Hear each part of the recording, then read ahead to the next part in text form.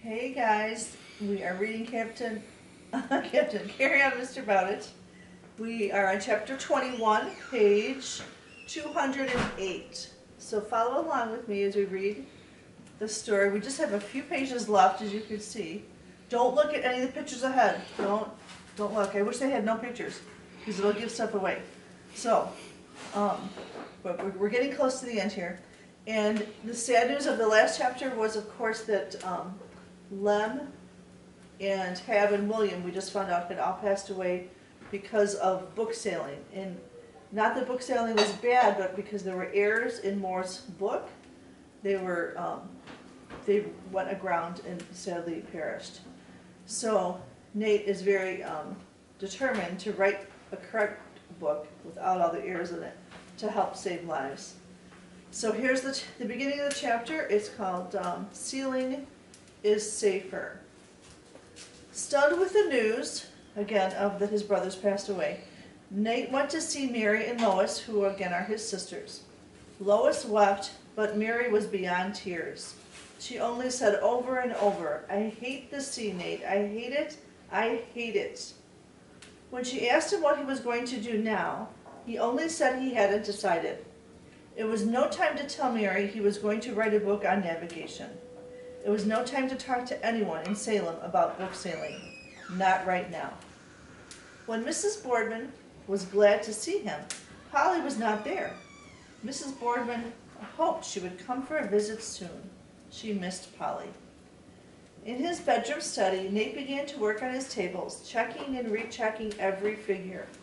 When he had worked so long that the numbers danced in front of his eyes, he switched to other parts of the book. Over and over again, he wrote each paragraph, each sentence, to explain navigation to the man before the mast. And again, that refers to the uneducated men, like Lupe, and how Lem used to be. As he worked, he remembered the men he had trained: Keeler, Johnny, Owens, Lem. When he thought of Lem, he stopped working and pounded his fist on the desk in helpless rage. Then he thought of Hab and William, and memories drove him back to his work until the pain was numb again. So you know how we've talked how he kind of uses work to help him cope with painful situations, which we all have painful situations, but it's a healthy thing to do. Instead of there's other things that people do when they're in a lot of pain that are not healthy. So Mrs. Boardman worried about him. "Nate, dear, you should get more rest." "I'll rest when the book is done." Mrs. Boardman had no answer when he spoke of the book. She only sighed and shook her head. Polly came from Danvers to see her Aunt Mary. Mrs. Boardman said, "Thank goodness you've come. Now someone will help me scold Nate." "What's he doing?" "Working too hard. You'd think he was writing a whole encyclopedia instead of just one book." Polly's eyes widened. "A book? About what? Or what about?" Nate was getting edgy about the book. "Navigation," he snapped. "Is there any reason why not?" Mrs. Boardman gasped, but Polly seemed undisturbed. "About time you did one. Come on, tell me about it."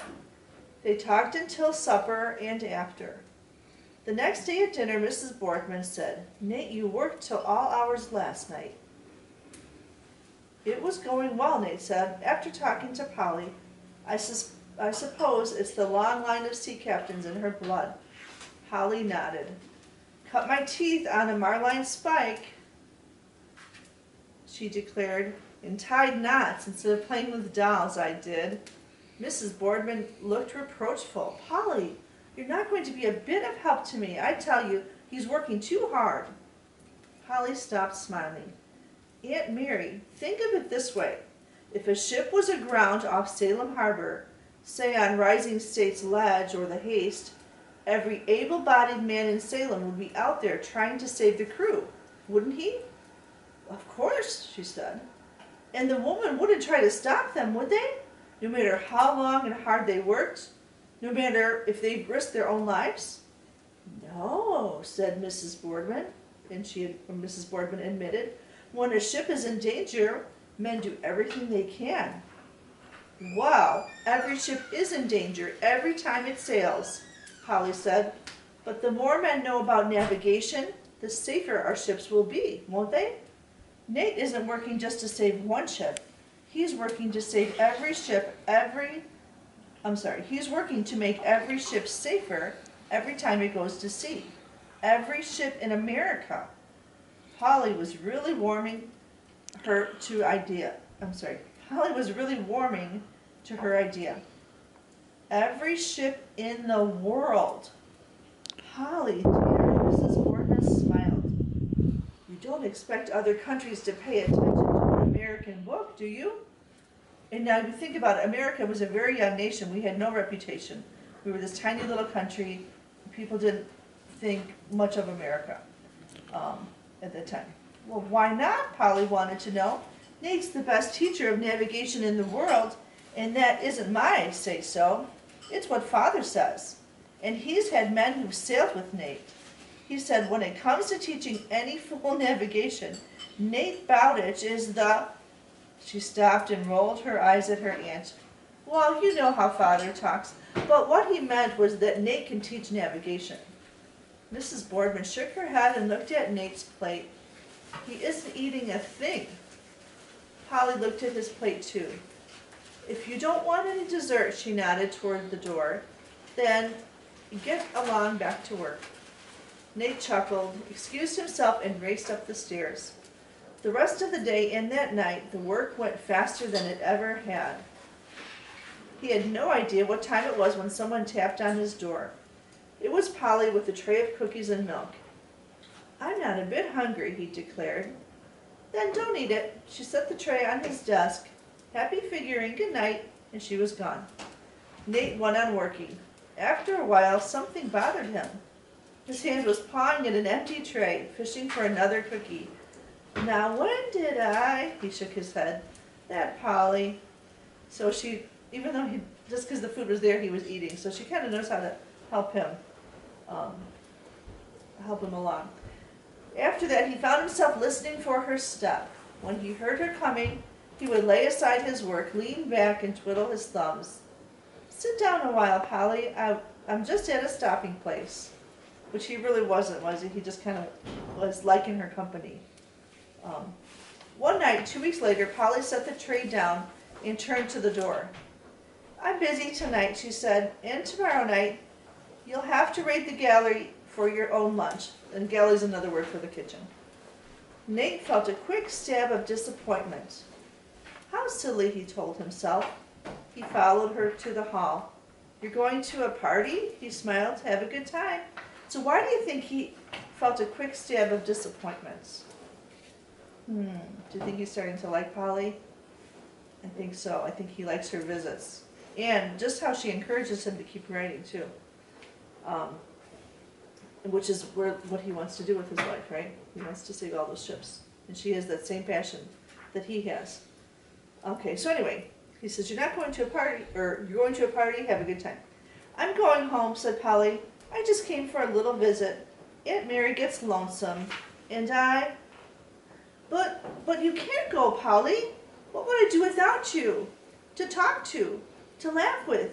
You can't ever leave me, Polly. You... And she was in his arms. I love you, Polly. I've always loved you, she whispered, ever since I can remember. Polly, will you? He stopped.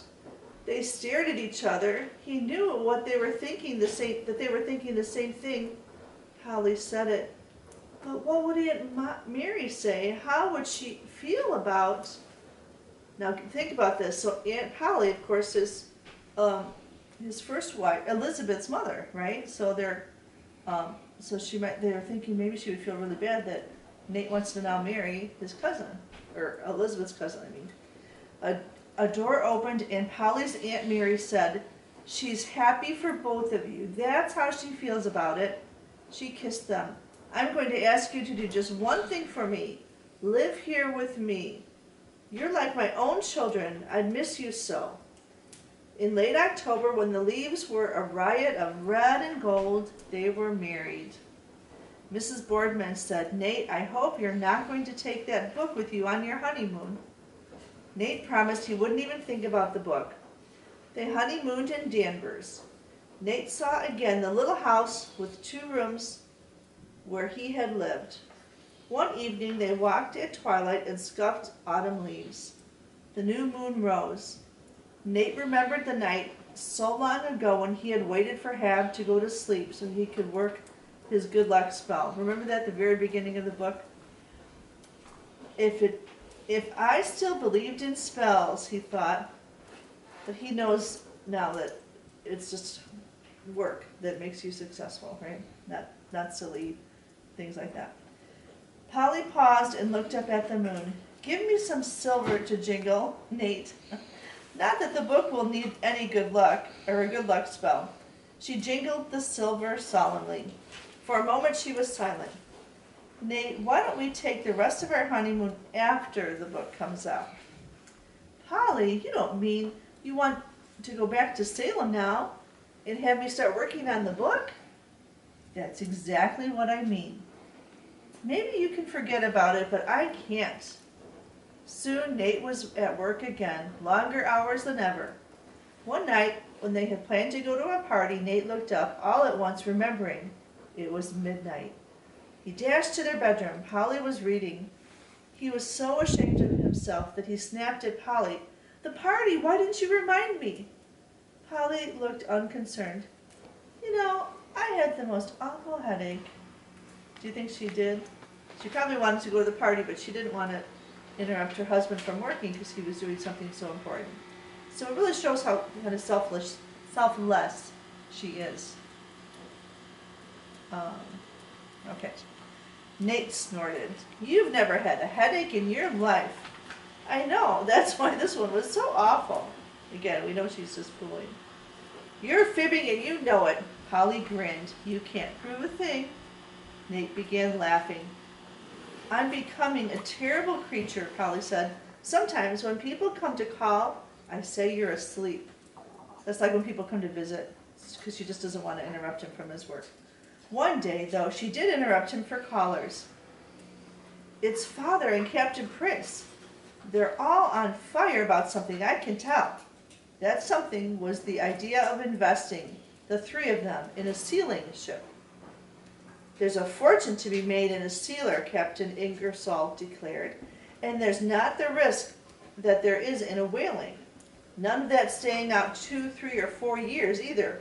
You know where the rookeries of the seals are, and you know the season they gather there. You go round up the young bulls, drive them off to the killing grounds, and bang them over the head, and that is that. Almost as much profit as there is in the pepper trade, Captain Prince said. And none of the danger. No melee gangs climbing up your cable and ripping your knifing you with those wavy daggers. Captain Ingersoll walked the floor and smiled. We've got our eye on a trim little craft, the John. We can put up 2/3 of what it'll take to outfit her. How about it, Nate? Do you want to put up the other third? Right. They shook hands on it. Polly and Nate were at the wharf when the John sailed. Nate thought back over the years, the shilling he'd invested in Tom Peary's expectation, the $135 he had risked in his first venture on the Henry. Remember that was he had shoes or boots? Remember that one? He'd come along a bit since then with 1/3 invested in a sealer. So now he just kind of shows how all his years of working, going on all these trips and saving his money, now he's a pretty wealthy man and he could buy 1/3 of a big ship. Polly, he said, you've married a capitalist and a navigator, she said. Nate pretended to groan. That's a hint to get back to work, slave driver. So we just have about 2 more pages left. Can we do it? 2 pages left. In the spring, Nate finished the book. Before he presented the manuscript to Mr. Blunt, he took it to the East India Marine Society of Salem. Those were the men to judge the book, sailing masters, every one of them who doubled the Cape or the Horn. They were the men who had spread the name of Salem so far and wide that natives from some distant islands thought Salem was a country near the United States and probably bigger. Yes, they were the men to sit in judgment on the book that Nate had written. It was May 6th when the committee met to consider the book. On May 10th, there was still no word. What are they doing, Nate? Holly asked. Reading it, I hope, said Nate. 2 more days crawled by. Then on May 13th, their judgment came. Holly read the page-long letter bristling with words like amplitude, paradox, and